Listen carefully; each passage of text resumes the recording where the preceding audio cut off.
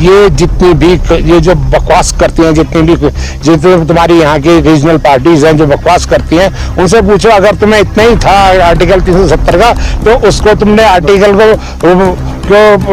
को आर्जी क्यों रखा। तो ये लाल चौक पे जिस पे कभी झंडा नहीं फहराया जाता था, पिछले साल से हमने झंडा फहराया और इस बार हम पूरी वादी में जो ये तिरंगा यात्रा लेके चल रहे हैं। आज बताइए खौफ का कहाँ माहौल है।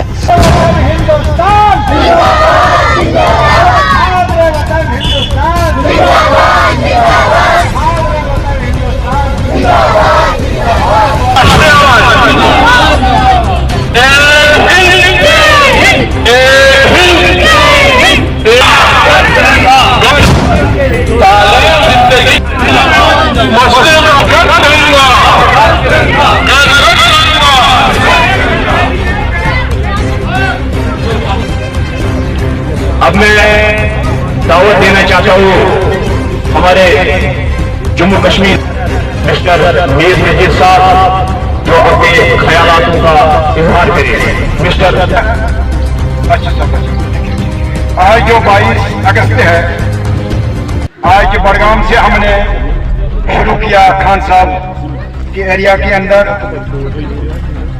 हमारे मुस्लिम राष्ट्रीय मंच के कन्वीनर, डिस्ट्रिक्ट कन्वीनर अपने मोहम्मद मकबूल मीर साहब हैं और इनके कार्यकर्ता, मैं इनको अपनी तरफ से भी शाबाश देता हूं और आगे बढ़ना चाहिए।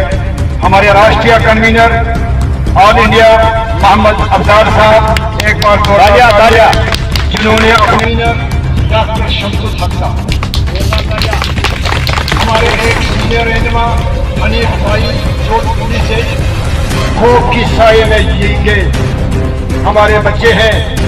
हम सबको सोचना है, जो हमारे बच्चे हैं, हमारे नस्लें हैं और इनको आगे बढ़ना है, आगे हासिल कुछ करना है।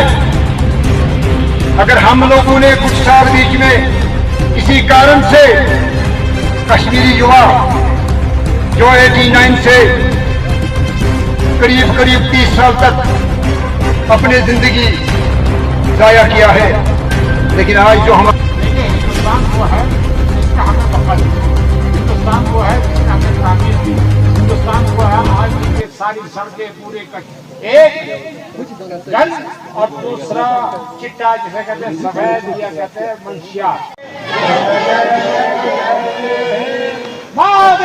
कश्मीर में हमारे देश के प्रधानमंत्री परम आदरणीय नरेंद्र मोदी जी ने और हमारे कायद आला मोहतरम इंद्रेश कुमार जी ने हमें मैसेज दिया है कि हमें वादी में जाकर जगह जगह कूचे कूचे गली गली में जाकर तिरंगा यात्रा करनी है। और हम लोग ने आज ये हमारे लिए खुशकिस्मती है कि इस दूध पत्थर से और ये खान साहब बडगाम से हमने इसकी इफ्तिदा करी है। इंशाल्लाह हम 30 तारीख तक लगातार इस तरह के प्रोग्राम करते रहेंगे और लगातार पूरे हिंदुस्तान। और आखिर में हम लोग जम्मू कश्मीर की जो राजधानी है जिसे श्रीनगर कहते हैं, उसमें हमारा 30 तारीख को आखिरी प्रोग्राम होगा। हमारे 10 प्रोग्राम लगभग जितने डिस्ट्रिक्ट हैं उनमें सब में जाएंगे और सब में जाकर ये तिरंगा यात्रा करेंगे। हमारा ये प्रोग्राम है। मैं यहाँ पिछले 20 साल से लगातार आ रहा हूँ।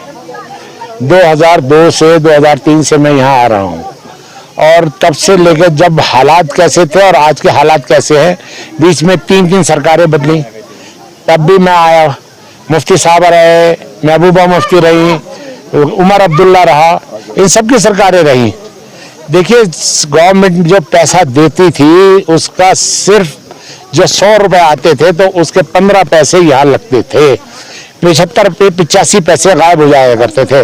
लेकिन आज 101% जितना पैसा आता है उसका एक पैसा वादी में लग रहा है। आप देखिए शाहराह, देखिए आप जम्मू कश्मीर की शाहराह, जम्मू से लेके कनेक्टिविटी कितनी बढ़ रही है। अगले साल 2024 में आपकी ट्रेन आ जाएगी, वंदे भारत आने वाली है 2024 में। ये हिंदुस्तान की गवर्नमेंट है। सारी सड़कें एकदम आला तरीन हो गई है। और मैं यहाँ बडगाम तक आया हूँ। पहले जब मैं पिछली बार बडगाम आया था तो मुझे यहाँ के रास्ते इतने खराब मिलते थे, लेकिन अल्हम्दुलिल्लाह आज ये रास्ते एकदम साफ सुथरे बढ़िया, दौड़ते हुए दिल्ली श्रीनगर से यहाँ तक आ गए, कहीं एक गड्ढा नजर नहीं आया। ये किस सरकार का? ये गवर्नमेंट की सरकार है। हमारे उपराज्यपाल महोदय जो है उन्होंने जिस तरीके से जिस पायदारी से जिस तरह से जम्मू कश्मीर की तरक्की के लिए काम कर रहे हैं और हमारी हिंदुस्तान गवर्नमेंट जो काम कर रही है, हम उसका शुक्रगुजार हैं। और ख़ास तौर से जम्मू कश्मीर की आवाम ने भी उसका पूरा साथ दिया है। देखिए, जो जिस तरह से तिरंगा यात्रा कल से जो उत्सव मना रहे हैं, हाँ, जो आज़ादी का उत्सव मना रहे हैं हम लोग, और इस उत्सव को आज हम जो है आगे बढ़ाया। पूरा हमने जो लाल चौक पे जिस पे कभी झंडा नहीं फहराया जाता था, पिछले साल से हमने झंडा फहराया और इस बार हम पूरी वादी में जो ये तिरंगा यात्रा लेके चल रहे हैं। आज बताइए खौफ का कहाँ माहौल है। अल्हम्दुलिल्लाह हम सब लोग बिल्कुल खुली हवा में सांस ले रहे हैं। आज हमारे नौजवानों की हमें फिक्र है, हमारे नौजवान जो मंशियात के चक्कर में, अफीम और चरस के चक्कर में और हेरोइन के चक्कर में पड़े हुए हैं, उन नौजवानों को वापस लाना है, उनको मुख्य धारा में लाना है। जो गन जिनके हाथ में है या नहीं है, उन सबको बिल्कुल मुख्य धारा में लाकर उनको आगे ले आना है। इस मुल्क की तरक्की तभी मुमकिन है जब जम्मू कश्मीर की आवाम उनके साथ मिलकर कदम से कदम मिलाकर काम करेगी। ये एक बात सुनिए, ये कोई हिंदुस्तान की कोई पार्टी मुझे ये कह दे कि ये आर्जी नहीं था। अगर ये 75 साल गुजर गए, 72 साल गुजर गए आज़ादी के, और उसके बाद ये जितनी भी ये जो बकवास करती हैं, जितनी तुम्हारी यहाँ की रीजनल पार्टीज हैं जो बकवास करती हैं, उनसे पूछो अगर तुम्हें इतना ही था आर्टिकल 370 का, तो उसको तुमने आर्टिकल को आर्जी क्यों रखा? उसको हिंदुस्तान के कानून का आइन का हिस्सा क्यों नहीं बनाया? अगर क्योंकि आर्जी था इसलिए हट गया। आप लोग ने कहा कि भाई इसको, आप लोग ये मानते थे इसे हटना चाहिए, ये हटा। और उसके बाद आप ये देखिए, उस जमाने में भी जब आर्टिकल 370 था, उस जमाने में भी और आज भी जमीन आसमान का फर्क आ गया है। मुस्लिम राष्ट्रमंच ये कहता है कि हमारे अभी क्योंकि सब जुडिशल हमारे उसमें कोर्ट में है और हम हर तरह से सरकार के साथ हैं, सरकार जैसे करेगी और सरकार का जो काम करेगी हम उसके साथ हैं। और हम ये कहते हैं, सब कहते हैं कि हम आर्टिकल 370 है या 370 नहीं है, लेकिन इस वादी की, इस खित्ते की तरक्की होनी चाहिए। अगर 370 के बिना इस वादी की तरक्की हो रही है तो 370 का क्या करोगे आप?